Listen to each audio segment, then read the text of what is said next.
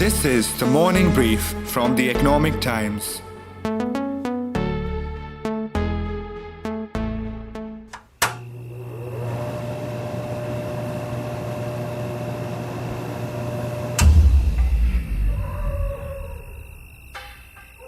Last week, my colleague Sarita Singh tweeted that her domestic help Geeta was late to work. Geeta blamed it on a power outage at her home the previous night. मेरा नाम गीता है, मैं गाजियाबाद से हूँ। हाँ भैया, बहुत late होता है। बिजली जाता है तो 2 घंटा 3 घंटा, दिन में भी रात में भी। और रात में तो जाता है तो बड़ी परेशानी हो जाता है। लड़का भी ड्यूटी सुबह जाता है 8 बजे, तो रात में पूरी रात सोया नहीं, तो पूरे दिन ड्यूटी में मशीन चलाता है, लोहा काटता है मेरा, और लड़का तो ड्यूटी करता है। Geeta's family struggle will soon resonate with most of us, because power cuts are likely to be a recurrent theme at most Indian homes this summer. India is heading towards a power crisis, and it will only get worse over the course of this year. There has been a sudden surge in electricity demand, no thanks to the early onset of summer. The heat has pushed up electricity requirement from homes. After all, we all need our ACs and fans, right? Industries too are running on an overdrive, requiring ever more electricity. The power cuts are becoming a speed breaker for manufacturers. तकरीबन 2 से 2.5 घंटे का average आ रहा है। 2-2.5 घंटे का average is not the issue. Intervals पे power cut हो जाते हैं, 10 मिनट के लिए चला गया, कभी 5 मिनट के लिए चला गया। जब वो शॉर्ट स्पैन के लिए जाते हैं, ज्यादा नुकसान करते हैं। That's Pradeep Agarwal from Greater Noida-based Argus Polymers.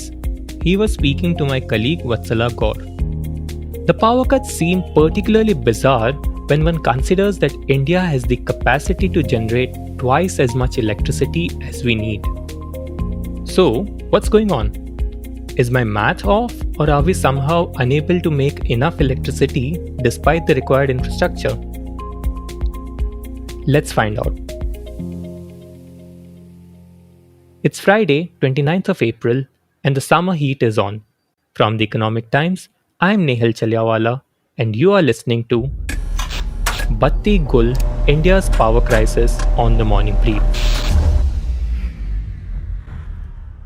Power cuts had started becoming less frequent in India as the country aggressively added new generation capacity over the last 10 years. In fact, new capacity was added to the point that we suddenly found ourselves with more capacity than we needed, as my colleague Sarita explains. So back in 2004-2005, India had a problem of power generation capacity. We did not have enough capacity and we used to have power shortages. Since it's a delicensed activity, a lot of companies saw opportunity in the sector and they started setting up the capacity left, right, and center. So what happened is after 2014, we realized that we have more capacity than we require actually. But ironically, today, we are faced with power shortages and outages. Sarita tracks the power sector for the Economic Times and has a bird's eye view on this issue. At the heart of the crisis is a sudden surge in electricity demand this year. This year, the demand started picking up very early in the year. The summers have set in very early this year. The kind of demand we're talking about is unprecedented. To give you an idea, we touch peak generally in the months of June or July. So the highest demand we have touched so far is 200 gigawatts, which was last June. But April generally is comfortable, especially in the northern parts of the country. This year, already in April, 26th of April, we touched 201 gigawatts of demand. That's crazy. But wait, India has 400 gigawatts of power generation capacity. Why still a power crisis then? Does it surprise you, Sarita? We were all anticipating this. In fact, it should have blown up in April 2020 itself. But because of lockdowns, this got delayed by 2 years, is my sense. So I was not surprised at all. In fact, The crisis has not yet begun. The major worry is for the period between August and October when the demand again picks up, but the coal stocks are very low. Coal. One reason given for this crisis is a shortage of coal. India still gets more than 75% of its electricity from coal based power plants. So that does seem like a plausible explanation. In fact, last year in August and October, we had a severe coal shortage. Many power plants ran out of coal, while those working had worryingly low stockpiles. But simply calling it a coal shortage would be simplifying the issue. I wouldn't say there is shortage of coal in India because we have 70 million tons of coal lying at coal mines of Coal India and captive mines, also at the railway sidings. Plus, we have, say, another 22 million tons at power stations. So, put together, this 92 million tons of stock can last for minimum 30 days. So, if we have millions of tons of coal, why the power outages? Turns out, the coal isn't exactly where it needs to be. And when the quantity we are talking about is millions of tons, it gets a little difficult to haul it around. Coal is usually transported from mines to power plants using railways, and that seems to be the bottleneck. The railway is a major problem because of which the coal stocks are not building up. That is the problem right now. Rather than calling it a coal shortage, for now, I would call it as a coal logistics problem. So, we are facing trouble getting coal to the power plants. At the same time, because of the surge in power demand, plants are burning through their stockpiles even faster. The current stockpiles with power plants are about 30% of the prescribed amount. Both things put together could be a perfect recipe for disaster. So every year, what we do is we produce high amounts of coal and we stock up this amount of coal for the summer and more so for the monsoon.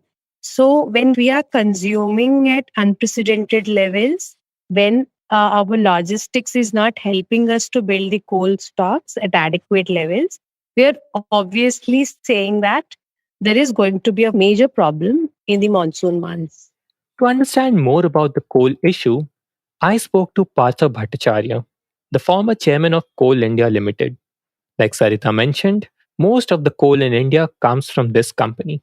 For 3 successive years, 18, 19, 19, 20, and 2021, Coal India suffered a degrowth of 1% every year. And in spite of that, not only the demand was fully met, there was an accumulation of coal stocks. In fact, if you look at 2021 financial year, coal production was down by 1%, and yet the coal stock jumped from 75 million tons to 100 million tons during that period. So it was quite a sort of a complacency sets in this kind of a situation. So, coal demand is never going to come up because of renewables, because of, emissions, coal being a bad word, and things like that. So that created a sort of a complacency in the whole system. But once COVID related lockdowns were eased last year, the demand for electricity suddenly soared. Coal based power plants increased their production and started consuming the stockpiles that were formed. That is when we found that the stock at the powerhouse end was really plummeting. And we finally saw that on 8th of October, the power sector stock had come down to a meager 4 days. And 4 days is considered to be very much critical. But fortunately, that happened in the month of October when the rains had receded and better production months were coming. So Coal India and Railways, they both rose to the occasion. And as a result, the coal supply started matching with the consumption. But Coal India's stockpiles are now down to less than 60 million tons and cannot be drawn upon further, Partha tells me. But there is some good news. The government has allowed mines that are owned by industries for captive use to sell coal in the open market. About 47 new coal blocks are also close to getting operational, which will produce extra coal by next year. But meanwhile, the situation is likely to get worse before it gets better. So that's the issue around coal. But that is just half of the puzzle. Remember, I mentioned at the beginning of the episode that India can make twice as much electricity as it needs. Can non-coal sources not make up for the shortage? Where are the 400 gigawatts at? Turns out, numbers can sometimes be misleading.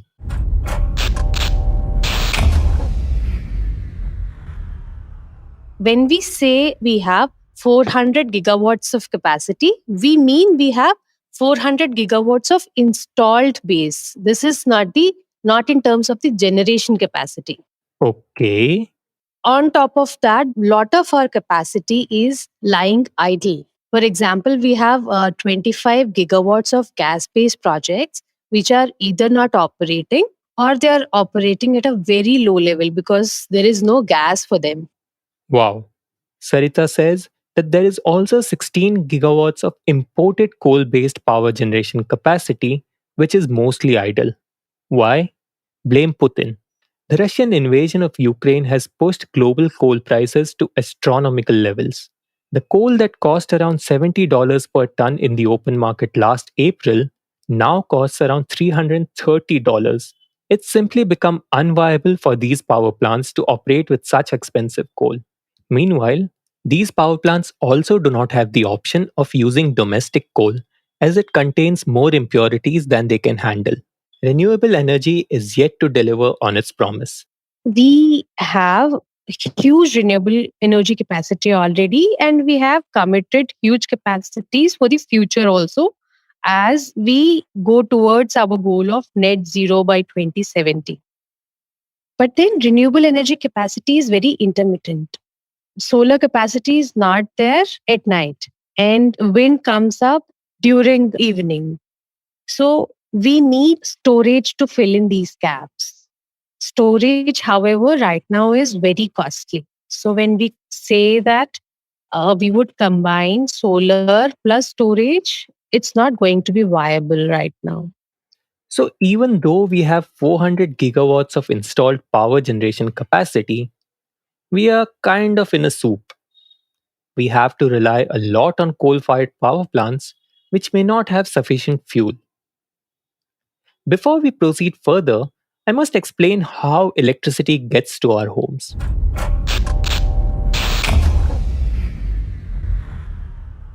The power plants are just one side of the equation. They supply electricity to the national grid. Think of it as like the telecom exchange of electricity. From there, the electricity is drawn out by distribution companies or discoms.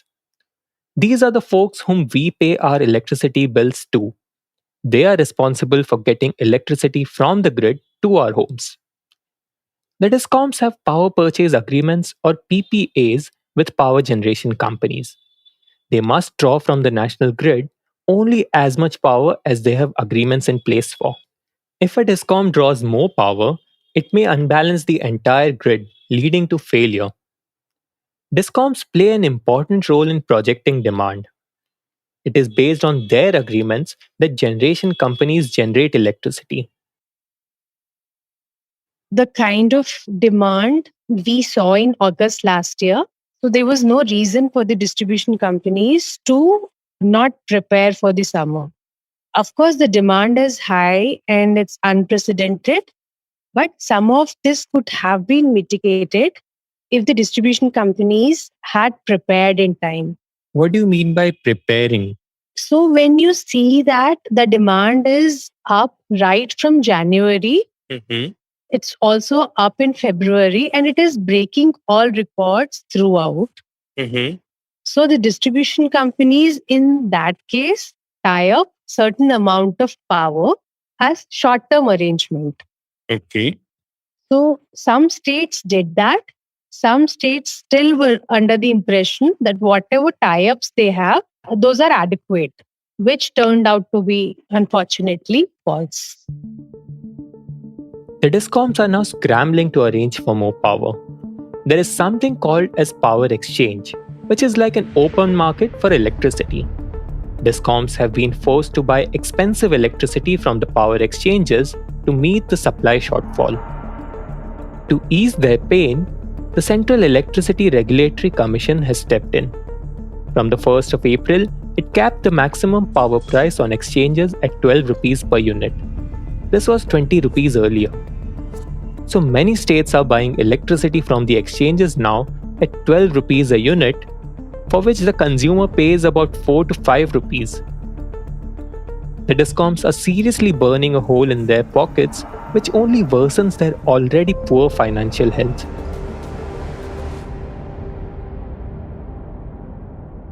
Today, as we speak, we have distribution companies accumulated losses of 5.2 lakh crores. So the health of distribution companies has always been a major concern in the power sector. And that is the key point pulling the power sector down in the entire gamut of things. And why are discoms in such poor shape? Politics. The main problem with distribution companies is, you can recall, we have had elections in 5 states recently, and the main poll promise there was free electricity. Punjab में आम आदमी party की सरकार हर परिवार को 300 unit तक बिजली मुफ्त देगी। बिजली के 200 यूनिट आपको मुफ्त में मिलेंगे हर महीने। हमने तय किया है कि अगले 5 वर्ष में सभी किसानों को सिंचाई के लिए मुफ्त बिजली उपलब्ध कराई जाएगी, जिससे उन पर से बिजली का बोझ चला जाए। हम समाजवादी लोग जब सरकार बना लेंगे तो 300 यूनिट घरेलू बिजली फ्री होगी।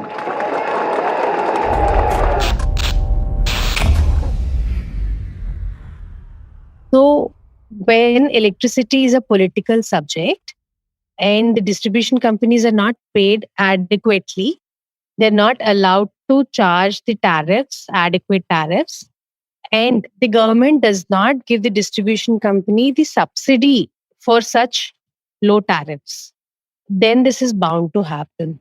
There are no free lunches after all. Someone has to pay for it. The discom's poor health is one of the key reasons for the present crisis. Experts say that they are so focused on solving their day-to-day issues that demand prediction and improving systems and processes is lower on their priority list. Is there a way out of it? There is some hope. The central government announced a 3 lakh crore rupees scheme last year to reduce the financial stress on discoms. The funds will be released to them subject to them meeting reform-related milestones. But to sustainably fix the problem, there has to be regular tariff hikes. Their billing and collection efficiency has to go up. Their infrastructure upgradation has to take place. So these are some of the measures that are required in terms of distribution companies. So that's where we are at. A sudden surge in power demand has highlighted the underlying issues in India's power sector. From shortages and logistical challenges with coal to poor finances of discoms, there is a lot to work upon. The high prices of gas and international coal certainly didn't help. Sitting today, there is every indication that power cuts will be more frequent through the summer and monsoon. Hopefully, we will learn our lessons this time. Thank you, Sarita and Partha. You've been listening to Batti Gul, India's Power Crisis on the Morning Brief, with me, your host, Nehal Chaliawala. This episode was produced by Indranil Bhattacharya and Surbhi Modi from The Economic Times and Soundarya Jayachandran from Awaaz. Sound editor, Varun Kapahi from Awaaz.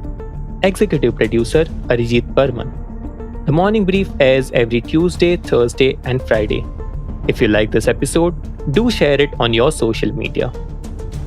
Goodbye and have a great weekend. Catch you on the next episode of The Morning Brief.